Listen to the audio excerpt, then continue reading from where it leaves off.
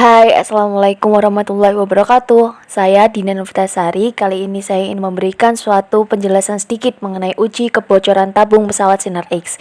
Stay tune. Yang pertama adalah latar belakang. Pengujian kebocoran pada pesawat Sinar X meliputi penentuan posisi kebocoran menggunakan film radiografi serta penentuan laju dosis menggunakan dosimeter saku digital. Kebocoran radiasi pesawat Sinar X adalah laju dosis radiasi pada jarak 1 meter dari focal spot pada kondisi tegangan kerja dan arus maksimal. Kriteria bocor rumah tabung berdasarkan National Combat Radiation Protection publikasi US Department of Commerce dibagi menjadi dua. Yang pertama ada kelompok medis. Di dalam kelompok medis itu ada tipe terapi batas maksimalnya 1 R per jam dan tipe diagnostik batas maksimalnya 0,1 R per jam. Kemudian yang kedua ada kelompok non-medis, batas maksimalnya 1 R per jam. Pada saat pengukuran, jendela tabung ditutup dengan bahan yang jenis dan tebalnya sama dengan rumah tabung. Laju paparan radiasinya diukur dengan surveimeter. Pengukuran dilakukan pada kondisi tegangan kerja dan arus maksimum, serta memakan waktu yang cukup lama. Maka dari itu, lama pengoperasian pesawat Sinar X harus diperhatikan berdasarkan kemampuan sistem pendingin agar tidak mengakibatkan rusaknya tabung Sinar X. Terdapat 4 poin yang akan dijelaskan. Yang pertama yaitu kalibrasi surveimeter dengan Sinar X, yang kedua desain wadah tabung Sinar X, yang ketiga cara mengukur kebocoran tabung dengan surveimeter, dan keempat nilai kebocoran tabung yang diizinkan. Untuk poin pertama yaitu ada kalibrasi surveimeter dengan Sinar X. Surveimeter adalah alat ukur radiasi yang lazim digunakan untuk pengukuran secara langsung dosis radiasi daerah kerja dalam besaran nilai paparan, laju paparan, kerma udara, ataupun dosis ekuivalen ambien. Menurut Berkapapeten nomor 1 tahun 2006, alat ukur radiasi harus dikalibrasi setiap tahun. Kalibrasi AUR adalah tindakan membandingkan bacaan alat tersebut terhadap bacaan AUR standar atau tindakan menyinari alat tersebut dalam medan radiasi yang telah diketahui karakteristiknya melalui sumber standar atau AUR standar pada kondisi acuan.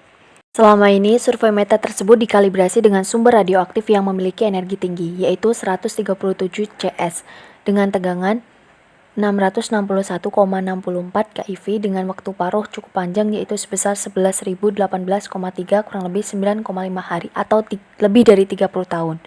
Peraturan mengenai kalibrasi surveimeter tercantum di dalam Peraturan Kepala Bapeten nomor 6 tahun 2009 yang menyatakan bahwa surveimeter perlu dikalibrasi sesuai dengan energi yang digunakan di lingkungan kerja radiasi.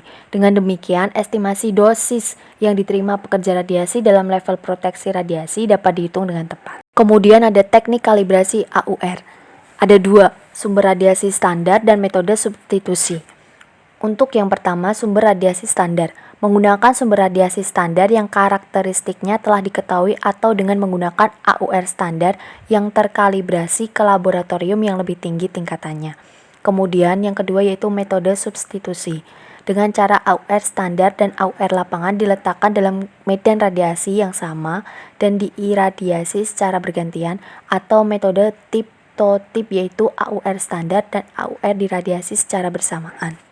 Sesuai ketentuan ICRP, faktor kalibrasi yang baik adalah bila mendekati 1, sedangkan nilai faktor kalibrasi yang masih diizinkan untuk AUR proteksi adalah berkisar antara kurang lebih 20% dari 1. Respon energi surveimeter terhadap perubahan energi radiasi. Respon energi menggambarkan akurasi hasil ukur suatu surveimeter pada rentang energi radiasi tertentu. Nilai respon energi adalah perbandingan antara laju dosis yang terukur pada surveimeter dengan laju dosis yang dipancarkan oleh sumber radiasi. Energi radiasi tinggi dapat menembus detektor dengan mudah, tetapi interaksi radiasi dengan material sensitif detektor menjadi minimal, sehingga respon surveimeter menjadi rendah. Sebaliknya, energi radiasi rendah juga berakibat responnya rendah. Hal itu terjadi karena radiasi tidak dapat menembus dan berinteraksi dengan material sensitif detektor. Untuk poin kedua, terdapat desain wadah tabung Sinar X. Berikut gambarnya. Untuk poin ketiga, pengukuran kebocoran tabung Sinar X dengan surveimeter. Yang pertama yaitu cek pesawat Sinar X, berapa KVP max-nya. Misalnya 125 KVP berarti pakai nilai arus tabung kontinu 4 mA. Kemudian pilih tegangan tertinggi yang pernah atau biasa dipakai dalam klinis, misalnya 100 KVP. Pilih miliampere terendah yang biasa dipakai, misalnya 50 mA, dan waktu penyinaran terlama yang pernah dipakai, misal 5 detik. Dan jangan lupa sesuaikan dengan kondisi pesawat Sinar X. Kemudian, Mengeset alat ukur ke mode laju dosis. Dose rate, mgy per H atau msv per H atau mr per H, atau dosis sesuai dengan kondisi pesawatnya, apakah MA dan detiknya terpisah atau menyatu. Kemudian memposisikan chamber pada jarak yang sesuai dengan luasan detektor. Jangan melebihi jarak maksimum yang sesuai dengan luasan detektornya. Misalkan posisikan chamber pada jarak maksimum 0,1 meter dari tabung jika luasan detektornya 50 cm persegi. Kemudian lakukan penyinaran dan ulangi penyinaran untuk berbagai posisi dari muka tabung.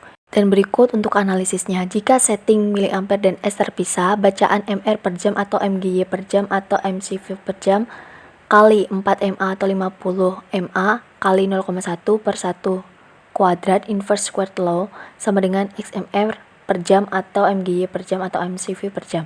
Jika setting MA dan S menyatu, bacaan MR atau mgy atau mcv kali 4 MA atau 120 MAS kali 1 per 3600 untuk konversi ke per jam kali 0,1 per 1 kuadrat inverse squared law sama dengan XMR per jam atau mgy per jam atau mcv per jam. Catatannya, jika kondisi penyinaran MA dan S tidak terpisah, maka setting MAS minimum yang digunakan untuk pengukuran radiasi bocor adalah 150 kVp.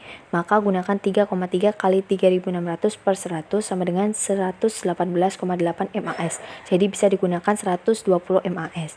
Kemudian 125 kVp, maka gunakan 4 kali 3600 per 100 sama dengan 144 MAS. Atau bila tidak bisa, maka gunakan 150 MAS. Kemudian 100 kVp, maka gunakan 5 kali 3600 per 100 sama dengan 180 MAS. Berikut gambar tabung pesawat Sinar X dan posisi pengukurannya. Ada dari depan, atas, kanan, kiri, dan belakang. Poin keempat adalah nilai kebocoran tabung yang diizinkan. Menurut Perka Bapeten nomor 15 tahun 2014, nilai maksimum radiasi bocor adalah 1 mgy per jam pada jarak 1 meter dari fokus. Nilai tersebut digunakan pada desain tabung Sinar X, sedangkan nilai radiasi bocor yang digunakan untuk desain ruang radiasi adalah sebagaimana rekomendasi dari NCRP nomor 147, nilai maksimum radiasi bocor dari tabung Sinar X adalah 0,1% dari berkas utama. Dan adapun nilai batas 1 mgy per jam itu adalah nilai maksimum radiasi bocor untuk desain tabung pesawat Sinar X, yang artinya pada kondisi normal nilai tersebut tidak akan dicapai kecuali tabung pesawat Sinar X rusak bungkusnya atau ada penggantian kolimator yang diduga terdapat rongga antara tabung dan kolimator. Baik, sekian dari saya. Apabila dalam penyampaian terdapat intonasi yang kurang jelas ataupun tutur kata yang salah, saya pribadi mohon maaf yang sebesar-besarnya. Dan saya ucapkan terima kasih atas perhatiannya. Wabillahi taufiq wal hidayah. Wassalamualaikum warahmatullahi wabarakatuh.